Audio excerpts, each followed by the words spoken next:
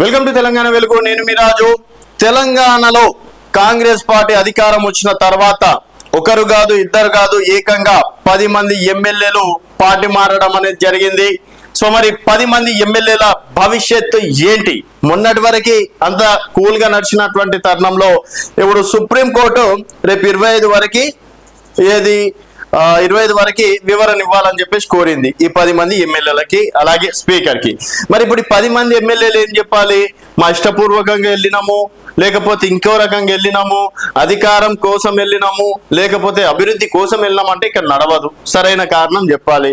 మళ్ళీ ఇప్పుడు ఇందుట్లో ఒక దాదాపుగా 3 నుంచి 4 మంది ఏం చెప్తున్నారంట, చీట్ మేము అసలు బీఆర్ఎస్ పార్టీలోనే ఉన్నాం, ఏదో దేవుని కడవ కప్పిండ్రు, లేకపోతే ఏదో సీఎం కాబట్టి కలవడానికి వెళ్ళినాం, కలిస్తే మామూలుగా మనం శాల్వాలు కప్పడం అనేది మన ఆచారం, ఆ విధంగా శాల్వాలు కప్పిలాం అనుకున్నాం. కానీ మేము ఇంకా బీఆర్ఎస్ లోనే ఉన్నాం, దాదాపుగా సభ్యత్వానికి 5,000 రూపాయలు కడుతున్నాం, అండ్ మమ్మల్ని ఎవరన్నారు అసలు మేము కాంగ్రెస్ లోకి వెళ్ళామని చెప్పేసి 2-3 వివరణ ఇచ్చుకున్నారంట.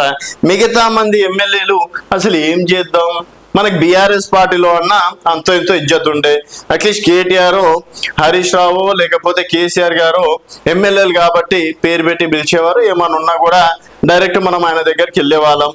సో ఆయన నిజాయితీగా మనకి సిట్టింగ్లు ఉన్నప్పటికీ, వ్యతిరేకత ఉన్నప్పటికీ టికెట్లు కూడా ఇచ్చిండ్రు.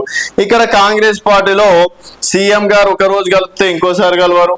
సీఎం దాకేందుకు మంత్రులే మనకు టైం ఇస్తలేరు, మంత్రులు టైం ఇవ్వక, సీఎం టైం ఇవ్వక మన పరిస్థితి ఏంటి అన్నట్టు అయోమయంలో ఈరోజు అసెంబ్లీలో మాట్లాడినట్టు కూడా చర్చలు రావడం అనేది జరిగింది. సో మనం అసెంబ్లీకి వెళ్ళి అక్కడ ఏం మాట్లాడిన అనేది వినలేం కాబట్టి, కానీ అక్కడ వాళ్ళు మాట్లాడినటువంటి విషయాలు సో అని చెప్పేసి వార్తలలో చక్కర్లు కొడుతున్నాయి. మనం అనవసరంగా కాంగ్రెస్ పార్టీలోకి వచ్చి తప్పు చేసినామా, బీఆర్ఎస్ పార్టీలోనే ఉంటే సరిపోయేదా, ప్రతిపక్షంగా మన వాయిస్ అనేది ఇంకా గట్టిగా ఉంటుండే, ఏం మాట్లాడినా కూడా నడుస్తుండే. ఇప్పుడు అధికార పార్టీ కాబట్టి ఏం మాట్లాడలేము, అటు తప్పున్నా మాట్లాడలేము, ఒప్పున్నా మాట్లాడలేము, ఏం జరిగినా కూడా కామ్గా కూర్చోవాల్సి వస్తుంది. అదే బీఆర్ఎస్ ప్రతిపక్షం కాబట్టి వాళ్ళు ఎన్ని అన్నా ఏం చెప్పినా కూడా డెఫినెట్ గా బరాబర్ మనం కొట్లాడుతుండే. ఇంకో టెన్షన్ ఏంటంటే ఇప్పటికీ పార్టీ పైన, అంటే కాంగ్రెస్ పార్టీ పైన, ప్రభుత్వం పైన వ్యతిరేకత వచ్చిందని ఒక వార్త వస్తుంది. మరి నిజంగా వ్యతిరేకత కన్ఫర్మ్ అయితే రేపు 10 మంది మనం నిలబడ్డా గెలిచే అవకాశాలు మనకు ఉన్నాయా? జనాలు మనకు ఓట్లేస్తారా? ఆల్రెడీ గతంలో 12 మంది కాంగ్రెస్ ఎమ్మెల్యేలు బీఆర్ఎస్ లకు వస్తే అందుట్లో గెలిచింది ఎంతమంది? 2 మాత్రం గెలిచింది. అది కూడా ఎవరు? సుధీర్ రెడ్డి గెలిచిండు, సవితా ఇంద్రమ్మ గెలిచింది, అది కూడా రంగారెడ్డి హైదరాబాద్ కాబట్టి. మిగిలిన 10 మంది ఎమ్మెల్యేలు ఓడిపోవడం అనేది జరిగింది. మరి ఇప్పుడు ఇక్కడ 10 మందిలో ఒక్కరు కూడా గెలిచే అవకాశాలు లేవని చెప్పేసి అంటున్నారు. ఎందుకంటే బీఆర్ఎస్ బీజేపీ చాప కింద నీళ్ళ ఆల్రెడీ 2 ఎమ్మెల్సీలు గెలుచుకుంది. తర్వాత వారి ప్లానింగ్ లో వాళ్ళు ఉన్నారు. బీఆర్ఎస్ ఏమో చాలా కాన్ఫిడెన్స్ ఉంది, ఇప్పటికిప్పుడు ఏ ఎన్నికలు వచ్చినా గెలుపు మాదే అని చెప్పేసి.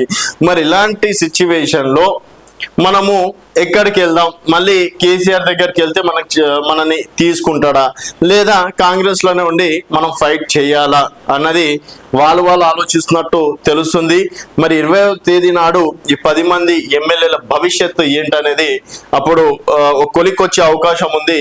అండ్ ఉప ఎన్నికలు ఇంపాసిబుల్, రావడం కుదరదు తెలంగాణలో అని చెప్పేసి రేవంత్ రెడ్డి గారు చాలా కాన్ఫిడెన్స్ గా చెప్తున్నారు.